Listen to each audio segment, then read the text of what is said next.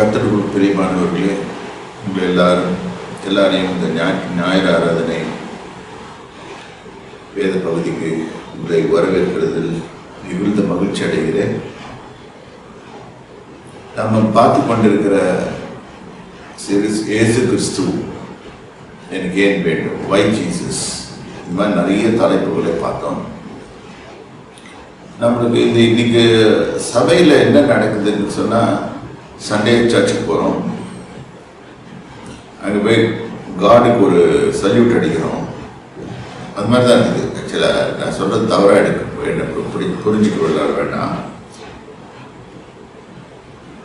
Salute அடிக்கிறோம், நம்ம நினச்சிக்கிறோம் நம்ம செய்த பாவமெல்லாம் அப்படியே எல்லாம் ஒரு அட்ஜஸ்ட்மெண்ட் போட்டுக்கலாம். அட்ஜஸ்ட்மெண்ட் என்ட்ரி மாதிரி பேங்க்லலாம் இதுலலாம் இந்த அக்கௌண்டிங் இதிலெல்லாம் போடுவாங்க. அது மாதிரி போட்டுட்டு அப்படியே போயிடலாம். கர்த்தர் அப்படி வேலை செய்யறது இல்லை.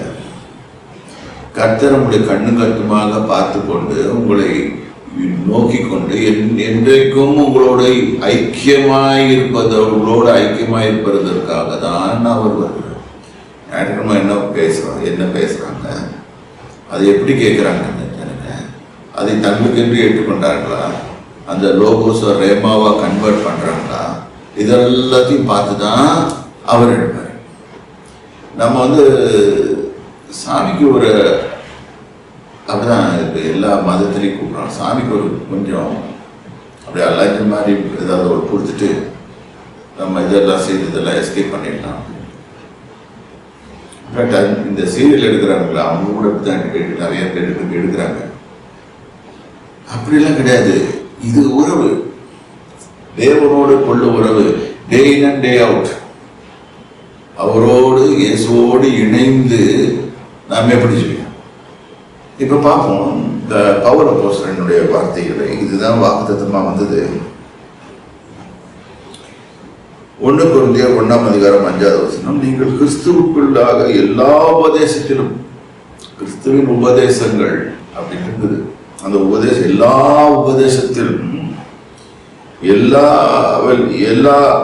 அறிவிலும், அவரை பற்றி அறிகிற அறிவில் நீங்க வளரணும். ஃபர்ஸ்ட் அவர் கேட்கறது எல்லா உபதேசம் இதுதான் வேணும். அடுத்தது அறிவு. அறிவுனா நாலேஜ். இயேசு கிறிஸ்து யார், அவர்னால எனக்கு என்ன பிரயோஜனம், இயேசு சொல்றதுனால என்ன பிரயோஜனம், அவருக்கு ஏன் அந்த பேர் வந்துச்சு, இது வேலை செய்யுமா, அவர் சொல்றதெல்லாம் வேலை செய்யுமா, இந்த மாதிரி கேள்விகளை நம்மகிட்ட வேணும், அறிவு வேணும். அடுத்தது மற்ற எல்லாவற்றிலும் மற்ற கண்ண காரணம் சரி, maybe your bank balance or your this thing, your financials and this thing and everything, whatever, marriage or whatever இந்த உலகத்துக்கு காரியங்கள் ஆனாலும் சரி, உலகத்துக்கு அப்பாற்பட்ட காரியங்கள் ஆனாலும் சரி, எல்லாவற்றிலும் சம்பூர்ணமாக, இதுதான் கர்த்தருடைய சித்தம்.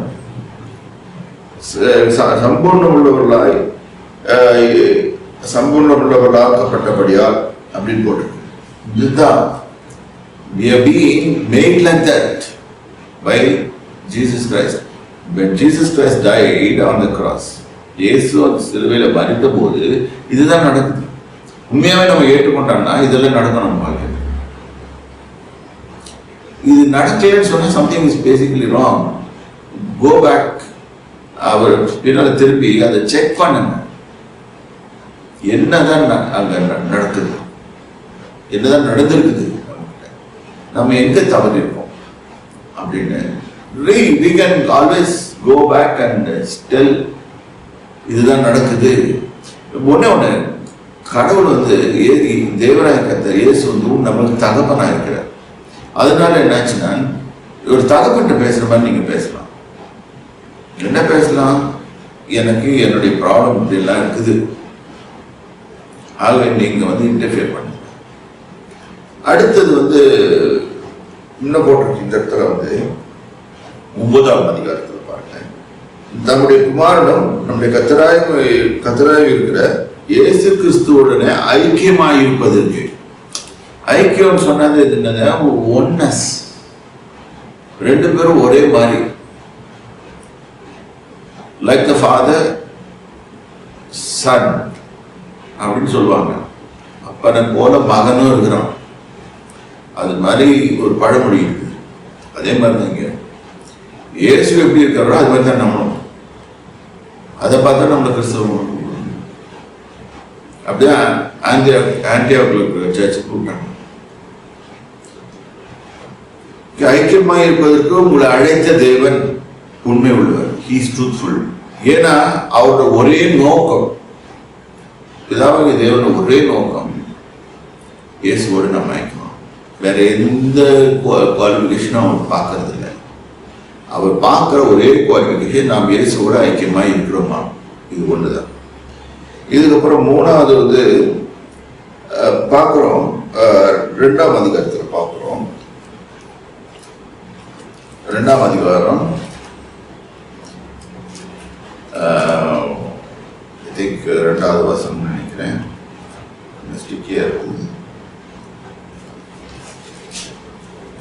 இயேசு கிறிஸ்துவை இங்க சம்டைம்ஸ் கன்ஃபியூஷன் வரும். இயேசுனா எப்ப பிறந்தார்? நிறைய பேருக்கு தெரியும் இயேசு கிறிஸ்து 2000 வருஷத்துக்கு முன்னால பிறந்தார். இப்படிதான் கணக்கு போடுறாங்க. இல்ல இல்ல கிடையாது. இயேசு கிறிஸ்து 2000 வருஷத்துக்கு முன்னால பிறக்கல. அவர் தான் ஆரிஜின். அப்புறம் இயேசு கிறிஸ்துவை சிலுவையில் அறியப்பட்ட அவரே அன்றி வேறொன்றே உங்களுக்குள்ளே அறியாதிருக்க தீர்மானித்தாங்க. இயேசு கிறிஸ்து யாரு? அவரோட துவக்கம் என்ன? துவக்கம் இல்லாதவர், ஆல்பா, ஆரம்பம் இல்லாதவர். ரெண்டாவது, அவர் ஏன் சிலுவையில் ஆரம்பம் இல்லாத தேவன் எதுக்காக நமக்காக சிலுவையில் அறையப்பட்டார்? அவரை ஒண்டிதான் பிரச்சனை பண்ண. ஏன்னா நிறைய பேர் அந்த இடத்துல பேர் வச்சிருந்தாங்க, இயேசுன்ற பேர் வச்சிருந்தாங்க. அதனால இந்த வசனம் எழுதப்பட்டது. சிலுவையில் அறையப்பட்ட அவரே என்று வேறொன்றையும் உங்களுக்குள்ள அழியாது இருக்க. வேறொன்றையும் நான் சொல்ல விரும்பல. பவுல் என்ன சொல்றோம்? இது அதிகமா படிச்சுக்கிட்டே போகலாம். நம்ம இப்ப நம்ம லெட்டஸ் கோ ஜெனிசிஸ்ல இருந்து பார்ப்போம். எங்க ஃபர்ஸ்ட் வராரு? அப்பியரா. பிதாவாகிய தேவன் மூவ் பண்றது இல்லை. ஹெவன்ல நல்லா புரிஞ்சுக்கணும். ஆதியாகமம் 1ஆம் அதிகாரம், ஆதியாகமம் 2ஆம் அதிகாரத்துல இவங்க 3 பேரும் பேசுறாங்க. பிதா, குமார், பரிசுத்தாவியானவர் என்ற 3 பேர் பேசுறாங்க. 1ஆம் அதிகாரம் 26வது வசனத்துல போட்டுருக்கு, பின்பு தேவன் நமது சாயலாகும். இந்த நமதுன்னு வந்துச்சு. நமது சாயலாகவும் நமது ரூபத்தின்படியும். அப்ப நல்லா நம்ம புரிஞ்சுக்க வேண்டியது, we have been created in the image and likeness of God. அப்படின்னா the very likeness of God உண்டாக்குவாங்க. அவர்கள் எல்லாம் அந்த ரூலிங் வந்த உடனே என்னாச்சு? we can rule others. இதுதான் நமக்கு கொடுக்கப்பட்டது. ஆனா இன்னைக்கு நம்ம எப்படி இருக்கிறோம்? சொல்லாங்கே நான் அந்த மாதிரி இல்லை. இன்னைக்கு நம்மளை கொண்டு போய் குப்பை தொட்டியில போட்டு பிச்சைக்காரன் நம்ம அப்படின்ற மாதிரி தள்ளிட்டாங்க.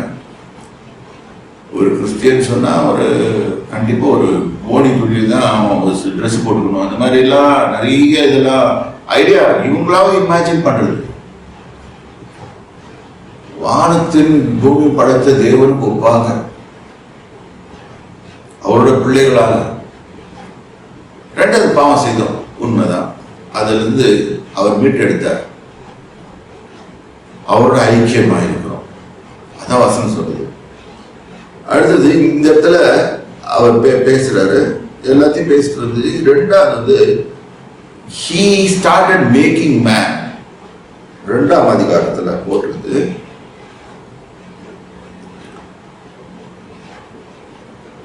7வது வசனம், தேவனாகிய கர்த்தர் மனுஷனை பூமியின் மண்ணினாலே உருவாக்கி. நல்லா கவனிச்சுக்கோங்க, மண்ணினால தான் வரும். அதனாலதான் செத்தோன்னா திருப்பி மண்ணுக்கு போறோம். உருவாக்கி ஜீவசுவாசத்திலே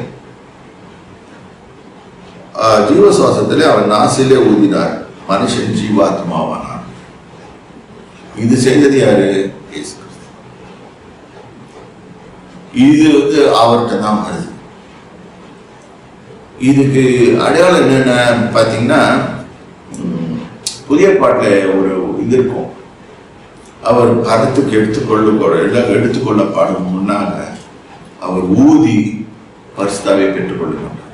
சேம் இங்க ஊதுறாரு, மனுஷனுக்கு உயிர் வருது. அங்க ஊதுறாரு, மனுஷனுக்கு வல்லமை பவர் வருது. இது நல்லா புரிஞ்சுக்கோங்க. ஸோ ஜீவாத்மாவான ஜீவ ஆத்மா. ஸோ அப்ப நமக்குள்ள ஒண்ணு இருக்குது, அவன் தான் உண்மையான மனுஷன். ஸோ இங்க இருந்தே அவன் மனுஷனோட டீல் பண்ணிட்டு வர்றதே யாரு? இயேசுதான் பண்ணிட்டு வர்றாரு. சகலத்தையும் அவர் மூலமாக தான் உண்டாக்கினார். உண்டாக்கப்பட்டது ஒன்றும் அவரால் அன்றி வேறொருவராலும் உருவாக்கப்படவில்லை. இதுதான் வேதம் சொல்லுகிறது. அதான் போட்டிருக்கு. இங்க ஏதேன் தோட்டத்தையும் உருவாக்குறாரு. தேவனாகிய கர்த்தர் கிழக்கே ஏதேன் தோட்டத்தை உருவாக்கி தன்னை உருவாக்கின மனுஷனை அதுல வைத்தார். தான் உருவாக்கின மனுஷனை மனுஷனை கொண்டு போய் அவனுக்கு வேலை செய்யறதுக்கு வேலை கொடுத்தாரு. அவனை கொண்டு போய் அங்க பிளேஸ் பண்றாரு. அவனை உருவாக்குற இடம் ஒண்ணு, ஆனா அவனை கொண்டு போய் வச்சது ஒண்ணு. இங்க அவர் முளைக்க பண்ணார். செடி மரம் எல்லாத்தையும் பண்ணார். பழங்கள் நல்லா. இவனோட வேலை என்ன? அதெல்லாம் பார்த்துக்குது. Manager. You manage the things. இன்னைக்கும் அந்த வேலை நம்ம ஒன்று போல. We have to manage the things. We should not go as a laborer and do the things, but we have to manage the things. We should know. நமக்கு எது தெரியணும், எது பண்ணா எது வரும். இன்னைக்கு உலகத்துல பாருங்க, நிறைய அன்னைக்கு ஒரு இன்டர்வியூ பார்த்தேன். ஈலான் மாஸ்க், நீங்க உலகத்திலேயே பணக்கார மனுஷன். இந்த ட்விட்டரை 5 நிமிஷத்துல தூக்கி போட்டு பார்த்து அடுத்தது எல்லா கம்பெனிகளும் பயந்துட்டு இருக்குதான். சொன்னான், இயேசு கிறிஸ்துவினால் எனக்கு ரட்சிப்பு வரும் என்றால் நான் இயேசு கிறிஸ்துவை ஏற்றுக்கொள்வேன்.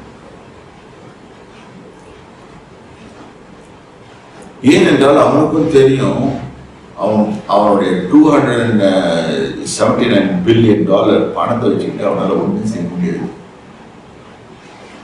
ஒரு நாள் எல்லாம் முடிவு வரும்.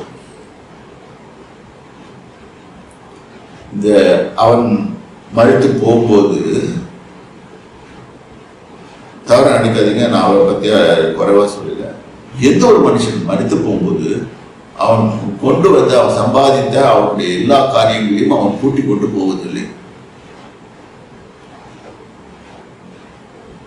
எல்லாமே இங்கே இருக்க போகுது. ஆனால கர்த்தர் ஒரு இதை செய்தாரு. அவன் புத்திரனுக்கு சேர்த்து வச்சு அந்த புத்திரனையும் இவன் செய்த செயல்படி ஆசீர்வதிக்க தொடர்ந்தார். சரி, இப்ப பார்ப்போம். எங்க கொண்டு போய் உட்கார வச்சாரு. இப்ப அந்த கார்டன்ல பாத்தீங்கன்னா, garden was enriched with wonderful things. இந்த இடத்துல நிறைய இந்த இடத்துல போட்டிருக்கோம். தண்ணி வருது, பெரிய ஆறு வருது, 5 பைசோன்னு பேரு. அது ஆவில தேசம் முழுவதும் சுற்றி போடும். அவ்விடத்தில் பொன் விளையும். நம்மளுக்கு பொண்ணே வேணான்றாங்க, அங்க பொண்ணு இருக்குது.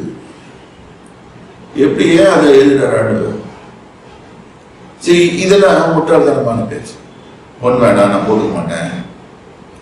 ரொம்ப போட்டுக்கிட்டீங்கன்னா காதை எடுத்துட்டு போயிடுவான், கையை கழுத்தை விட்டுருவான். அவ்வளவுதான், திருடங்க திருடுவாங்க. ஆனா சேஃப் நத்திங். போறதும் ஒண்ணுது, போறது ஒண்ணுதான். I will advise as a finance person, I will advise save lot of gold in banks, bank accounts வச்சுக்கோங்க.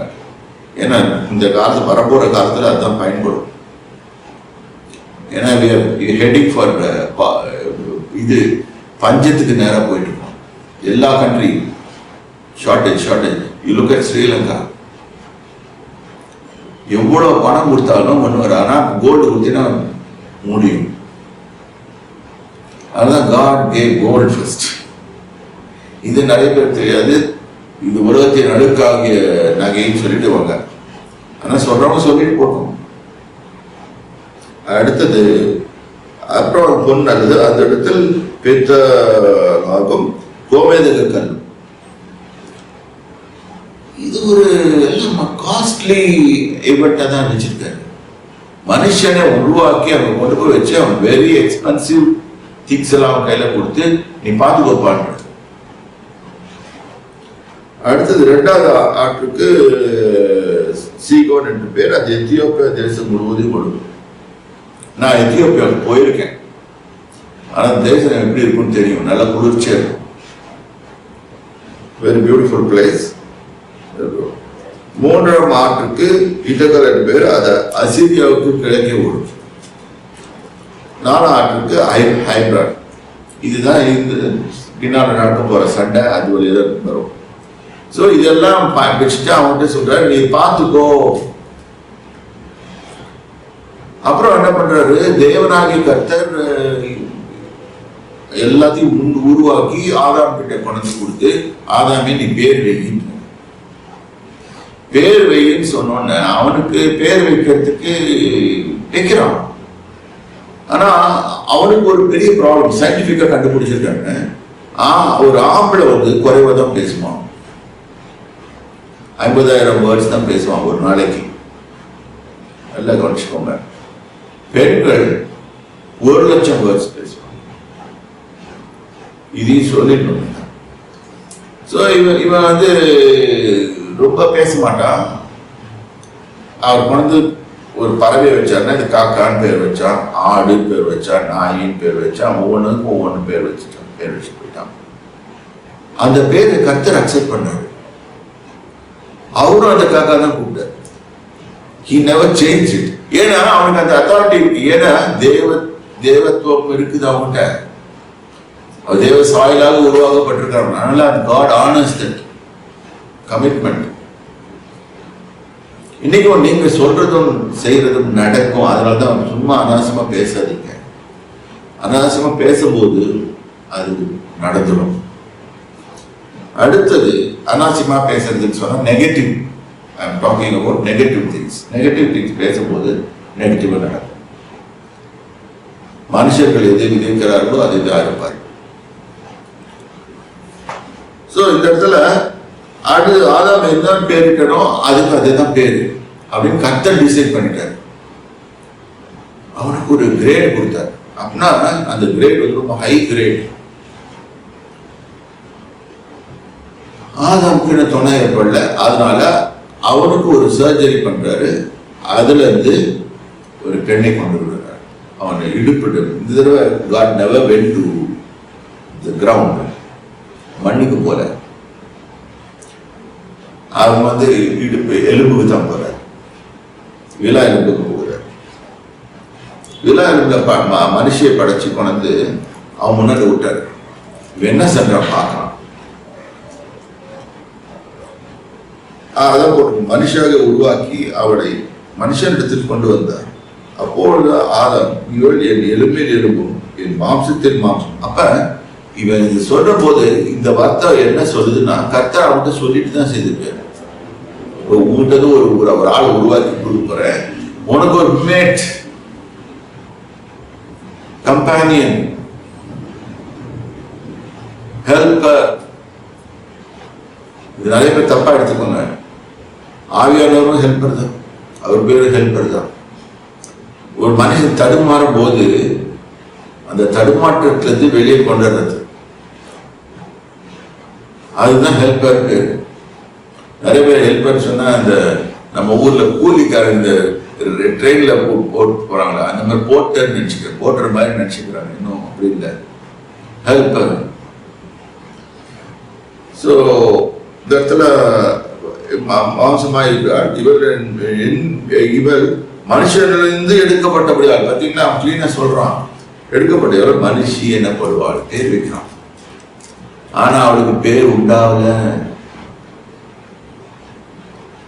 ஆதாமும் அவன் மனைவி இருவரும் நிர்வாணிகள் தான் இருக்கிறாங்க. But they were clothed with God's glory. அவங்க தெரியல, தேவனாகிய கர்த்தருடைய மகிமை அவர்களை மூடி இருந்தது. அதனால அவர்களுக்கு தான் நிர்வாணமா இருக்கணும்னு தெரியல. ஏன்னா குளோரி இருக்கிறதுனா லைட், அந்த தேவனுடைய பிரகாசம் ஒளியப்பட்டனால யாரும் அவங்கள நிர்வாணமா பார்க்க முடியல. ஆதியாகமத்துல இயேசு இருந்தார். இன்னும் ஒவ்வொரு அதிகாரமா பார்ப்போம். நமக்கு நேரம் அந்த நேரம் கடந்து போகுது வேகமாக. அதனால நம்ம யோசிப்போம். ஒவ்வொரு வேதத்துல இருக்க ஒவ்வொரு புக்கிலையும் 66 புக்லையும் இயேசு கிறிஸ்து இருக்கிறார். இயேசு கிறிஸ்து இல்லாத புக்கே இல்லை. ஆனால் இயேசு கிறிஸ்து 2000 வருஷத்துக்கு முன்னாக தான் வந்தாரு அப்படின்னு சொன்ன தியரி அவுட். இது மக்களால் ஒரு ஹிஸ்டாரியன் அவன் எழுதுறது அவனுக்கு தெரிஞ்சபடி அந்த பேருக்கு ஏற்ற மாதிரி. ஏன் இயேசு என்று அவருக்கு பேர் வச்சார்னா ஜனங்களின் பாவங்களை நீக்கி அவர்களை மீட்பார். அதனால தான் அந்த பேர் வச்சு. இது மத்திய 1ஆம் அதிகாரத்தில் எழுதப்பட்டது. ஆகவே இதெல்லாம் நம்மளுக்கு விளக்கி சொல்லணும்னா ஆவியானவர் வேண்டும். தேவ ஜனமே இதோட நிறுத்திக்கிறேன். நான் தேவனாகி கர்த்தர் நம்ம எதுக்காக சிருஷ்டித்தார்? ஐக்கியமாய் தேவனோடு ஐக்கியமாய் இருப்பதற்காக. அதுவே தேவனாகி கர்த்தரோட ஐக்கியமாய் இருப்பதற்காக நாம் அழைக்கப்பட்டிருக்கிறோம் என்பதை அணிந்து அவரோட ஐக்கியமாய் இருப்போம். கர்த்தர் தாமே உங்களை ஆசீர்வதிப்பார். கர்த்தருடைய நாமத்தை